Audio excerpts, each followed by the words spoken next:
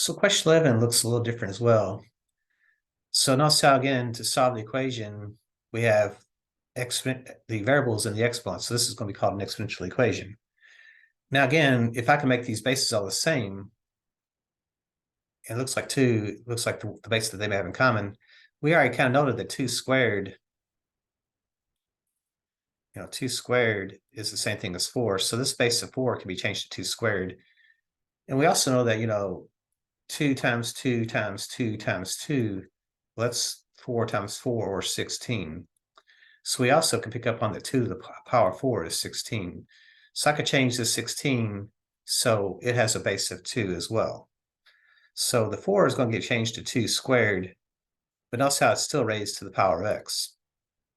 Times then this 2 is going to be raised to the x squared power, and then the 16 is going to be changed to 2 to the 4th.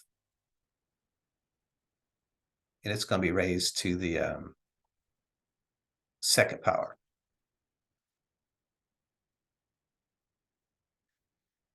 So what I can do again, if we have a power to a power, we can multiply. So that's going to become 2 to the 2x times then 2 to the x squared. And then over here, that's going to be 2 to the power of 8.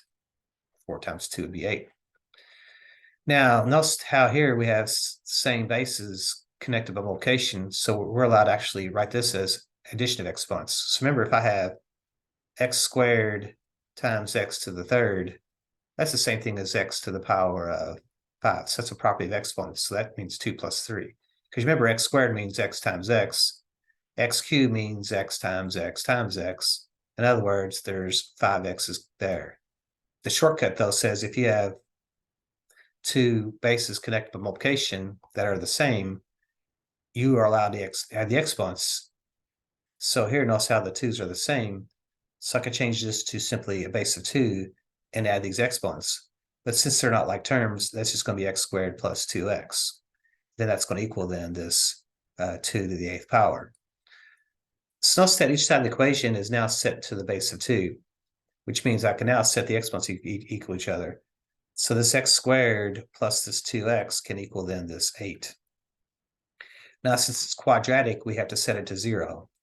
X squared plus 2x minus 8 is equal to 0. I can subtract 8 on both sides or just switch it over, change sign. So the question is it factorable?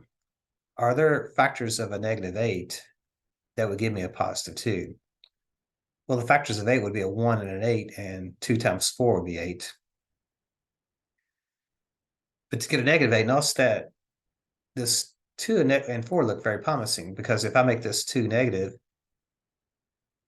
negative 2 times 4 is negative 8, and negative 2 plus 4 is a positive 2.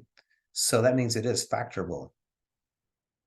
So what I can do then is change this to then x minus 2 times x plus 4 is equal to 0.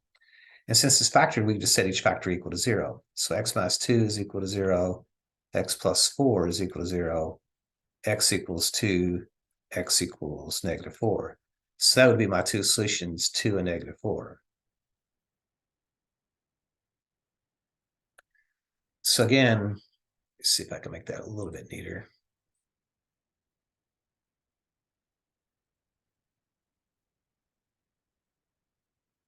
Again, if I wanted to, I could graph this function and find the zeros. So if I go y equals, if I clear that off, if I type in 4 to the x times 2 to the x squared, and bring this over, minus then 16 squared. If I graph this, you kind of see there are these two zeros here, one at negative 4 and one at 2. So that looks pretty good. If I look at the table as well, you kind of see that at 2 there's a 0, and at negative 4 was a 0. So we can kind of see it that way as well. But remember, that only works if they are integers. So far we've been kind of lucky with that. So that kind of concludes some examples from 6.3.